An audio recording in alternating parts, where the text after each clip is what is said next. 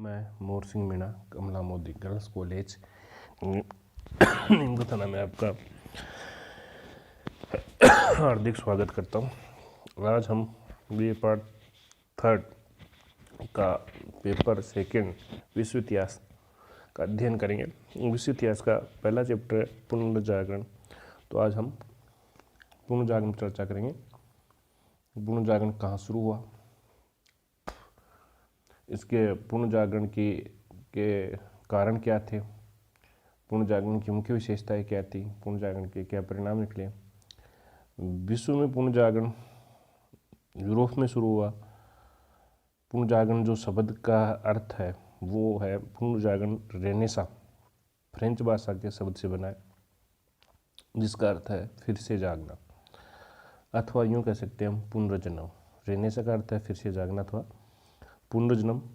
पुनर्जन्म व्यापारिक रूप से मानव समाज की बौद्धिक चेतना और तर्क शक्ति का उदय था। क्या था पुनर्जन्म? व्यापारिक रूप से मानव समाज की बौद्धिक चेतना और तर्क शक्ति का उदय था। इसके कारण मनुष्य धर्म की सीमाओं से ऊपर उठकर स्वतंत्र रूप से आलोचनात्मक अन्वेषणात्मक चिंतन करने लगा। परिणाम स्वरूप कला, साहित्य, विज्ञान, दर्शन, जीवन के सभी दृष्टिकोणों में जो महान परिवर्तन हुए, लगभग 13वीं सदी से लेकर 17वीं सदी के बीच, उन परिवर्तनों को पुनर्जागरण कहा गया।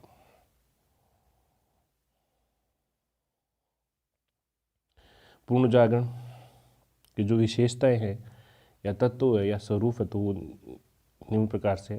पहली विशेषता है, इस काल में 13वीं से 17वीं सदी में स्वतंत्र चिंतन आरंभ हुआ, जिस कारण से धार्मिक आस्था चर्च के स्थान पर बौद्धिक स्वतंत्र चिंतन, पहले जानो फिर मानो पर महत्व दिया गया। अब सत्य की कसौटी पर बातों को माना गया। पहले जानो फिर मानो, पहले सत्य की कसौटी कसकर देखते थे, फिर उस पर स्वीकार होती तो मानते थे। विश्वास पर नहीं, जो आस्था विश्वास जो चर्च पर आधारित था मध्यकाल, उससे इस अर्थ में अलग थी विशेषता। दूसरी मानवतावाद, सबसे महत्वपूर्ण विशेषता थी मानवतावाद। पुनर्जागरणकालीन चिंतकों ने प्रलोक स्वर्ग होने चिंतन के बजाय इहलोक चिंतन पर बल दिया। मानवतावाद का विचार दांते, पेट्रोक, इरेस्मस ने दिया। इहलोक के सुख सुविधाओं के चिंतन पर जोर दिया।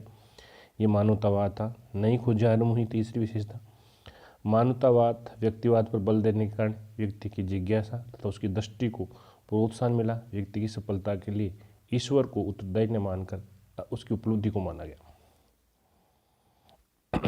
सफलता किस पर है? व्यक्ति की उपलब्धि पर। चौथा विशेषता, व्यक्तिवाद, व्यक्तियों को उसकी उपलब्धियों को महत्व दिया गया, इसे हम व्यक्तिवाद कहते हैं।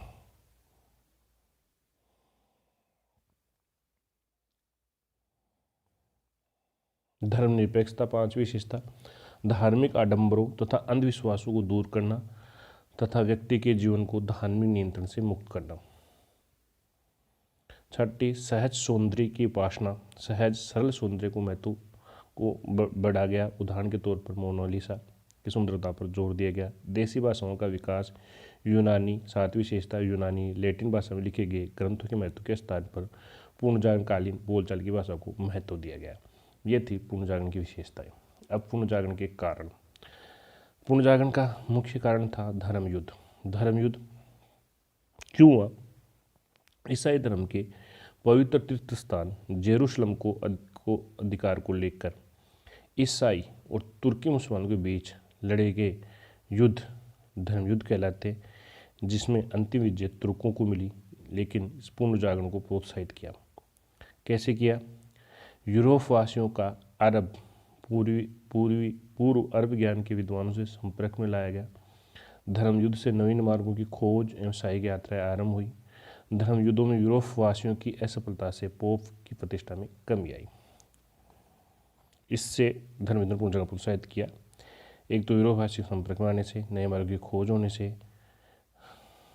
और यूरोपियों के पराजय से, पोप की प्रतिष्ठा के कारण ये लौकिकवादी हुई और धर्म युद्ध ने पुनर्जागरण को प्रोत्साहित किया। दूसरा कारण व्यापारिक समृद्धि। व्यापारिक समृद्धि से मतलब है धर्म युद्ध के समय अपनी भौगोलिक स्थिति के कारण इटली के नगरों में व्यावसायिक समृद्धि का लाभ उठाया। यह समृद्धि जर्मनी से होते हुए पूरे यूरोप में फैली। अरब और मंगोलों का योगदान। अरबों से यूरोपियों को कुतुबनुमा कागज और छापेखानी की जानकारी मिली।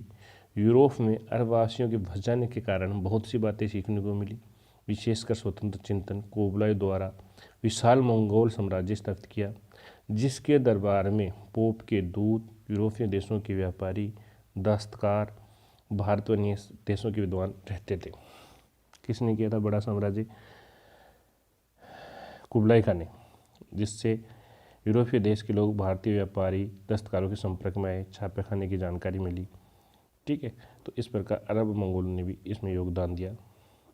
चौथा, कागज छापाखाना। यूरोपवासियों ने अरबों के माध्यम से कागज बनाने की कला सीखी, जिससे विचार तुरंत लोगों में ज़्यादा मात्रा में पहुंचने लगे। पांचवा कारण, कुस्तुनिया पर तुर्कों का अधिकार। तुर्कों ने पूरे रोमन साम्राज्य, बाइजेंटाइन साम्राज्य की राजधानी कुस्तुनतुनिया पर अधिकार कर लिया, जिससे वहाँ के लेखक, वैज्ञानिक, दार्शनिक, कलाकार आदि इटली, फ्रांस तथा जर्मनी की ओर चले गए। भौगोलिक खोजें। कुस्तुनिया पर अधिकार करने से यूरोप और पूर्वी देशों के बीच व्यापारिक मार्ग अवरुद्ध हो गया, जिससे नई खोजें 1487 से बार्थोलोम्यू डियाज द्वारा केप ऑफ गुड होप की खोज की। 1492 कोलंबस ने अमेरिका की खोज की। 1498 में वास्को डी गामा ने भारत की खोज की। ये थे पूर्ण जागरण के कारण। पूर्ण जागरण सबसे पहले इटली में आरंभ हुआ। इटली में क्यों आरंभ हुआ? इसके कई कारण थे। पहला कारण, इटली पश्चिम पूर्वी दुनिया के मध्य सागर में स्थित था, जिससे होकर यूरोप और एशिया के व्यापार आया जाया करते, जिससे ज्ञान का लाभ सबसे ज़्यादा इटली को मिला। दूसरा कारण, व्यापारिक समृद्धि। व्यापार वाणिज्य की समृद्धि से इटली अनेक विदेशी संस्कृतियों के संपर्क में आया। व्यापारिक गतिविधियों के कारण मिलान, नेपल्स, फ्लोरेंस तथा वेनिस आदि नगरों का विकास हुआ, जो सांस्कृतिक गतिविधियों के केंद्र बने। व्यापारिक समृद्धि से समृद्ध व्यापारिक वर्ग का उद्भव हुआ, जिसने विभिन्न क्षेत्रों में धन खुले मन से प्रयोग किया, नवीन व्यापारिक वर्ग के चर्चों की आलोचना की। कुस्तुनिया के पतन का प्रभाव। कुस्तुनिया पतन के बाद वहाँ के विद्वान प्राचीन साहित्य की प्रवृत्तियों को लेकर पहले इटली नगर में पहुंचे, जिससे नवीन चेतना का विकास हुआ। प्राचीन रोमन सभ्यता। इटली प्राचीन रोमन सभ्यता से जुड़ा हुआ था, जो साम्राज्य और संस्कृति प्रतीक थी। प्राचीन रोमन संस्कृति पुनर्जागरण की प्रेरणा स्रोत बनी।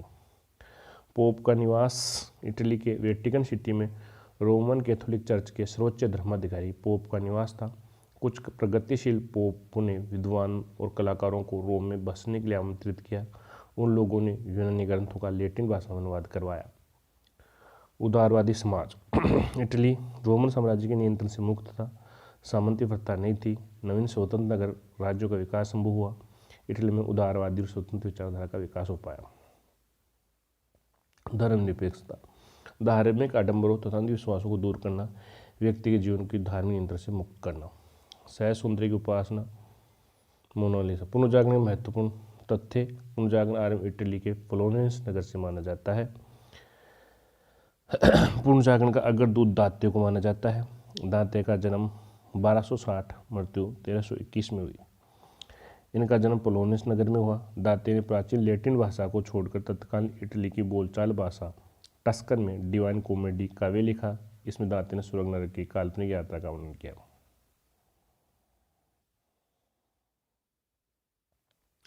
दाते के बाद पुनर्जागरण भावना को प्रथम परिचय देने वाला व्यक्ति पेटार्क था। जन्म 1304, मृत्यु 1367। पेटार्क को मानववाद का संस्थापक माना जाता है। वह इटली का निवासी था।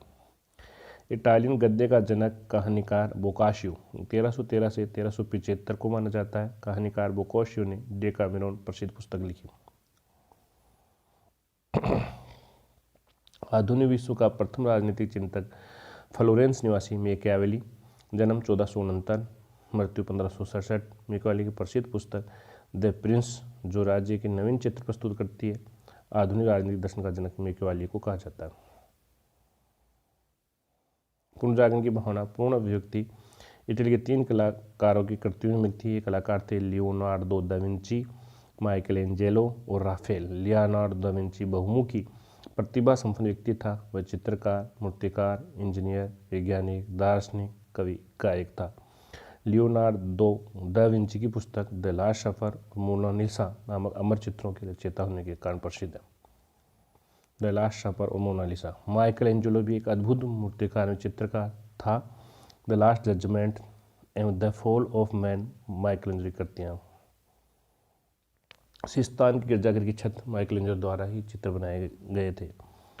राफेल भी इटली का एक चित्रकार था। इसकी सर्वश्रेष्ठ कृति जीसस क्राइस्ट की माता मैडोना का चित्र है। पूर्णजागरण काल में चित्रकला का जनक जियोटो माना जाता है। पूर्णजागरण काल का सर्वश्रेष्ठ निबंधकार इंग्लैंड का फ्रांसीसी बेकन था। हॉलैंड के इरेस्मस ने अपनी पुस्तक द फ्रेज ऑफ फोली ने व्यंग्यात्मक ढंग से पादरियों के नैतिक जीवन एवं ईसाई धर्मकुर्तियों पर प्रहार किया। इंग्लैंड के लेखक टॉमस मूर ने यूटोपिया में आदर्श समाज का चित्र प्रस्तुत किया। मार्टिन लूथर ने जर्मन भाषा में बाइबल का अनुवाद प्रस्तुत किया। रोमियो एंड जूलियट शेक्सपियर इंग्लैंडरी अमर कृति है। पुनर्जागरणकालीन वास्तुकला की प्रसिद्ध कृतियाँ। सेंट पीटर्स का गिरजाघर इटली में स्थित है। फार्निज का महल रोम इटली में है। लुब्रा महल पेरिस फ्रांस में है। स्कोरिया महल स्पेन में है। हेडलबर्ग का किला जर्मनी में। सेंट पॉल का गिरजाघर लंदन इंग्लैंड में स्थित। व्हाइट हॉल लंदन में स्थित। दावत घर व्हाइट हॉल लंदन में। सेंट मार्क का गिरजाघर वेनिस में स्थित। चांसलर का राजमहल रोम में स्थित है। ये वास्तुकलाओं का निर्माण पुनर्जागरण काल में हुआ। पुनर्जागरण काल की मूर्तिकला में प्रगति। इटली का प्रसिद्ध कलाकार गिबर्टी तथा डोंटेलो ने मूर्तिकला में नवीन शैली को जन्म दिया। मूर्तिकला का सर्वाधिक विकास इटली के फ्लोरेंस नगर में हुआ। पुनर्जागरण युग के महान मूर्तिकार Leonardo da Vinci, Michael Angelo तथा राफेल आदि ने फ्लोरेंस नगर के निवासी थे। एंजेलो की मूर्तियों में शरीर का अंग प्रत्यंग स्पष्ट झलकता है। डोटेलो की कृतियों में प्रकृति को अधिक महत्व दिया गया।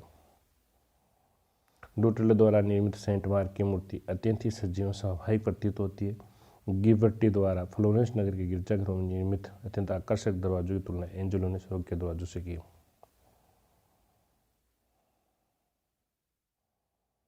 इंग्लैंड के हेनरी 7 तथा फ्रांस में फ्रांसीसी नवीन मूर्तिकला शैलियों का प्रचार किया।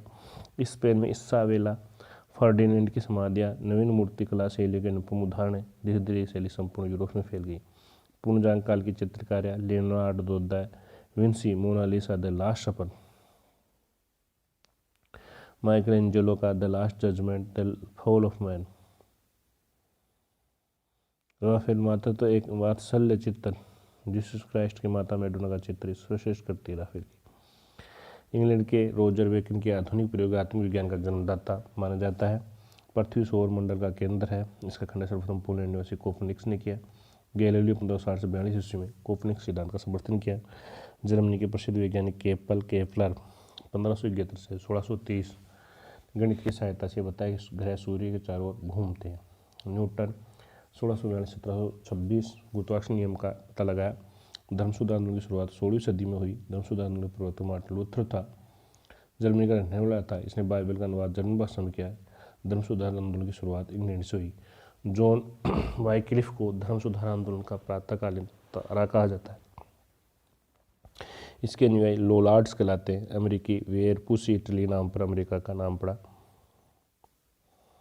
प्रशांत महासागर का नामकरण स्पेन निवासी मैगलन ने दिया। समुद्री मार्ग से संपूर्ण विश्व का चक्कर लगाने वाला पहला व्यक्ति मैगलन था। इसी के साथ ये टॉपिक खत्म होता है। ओके।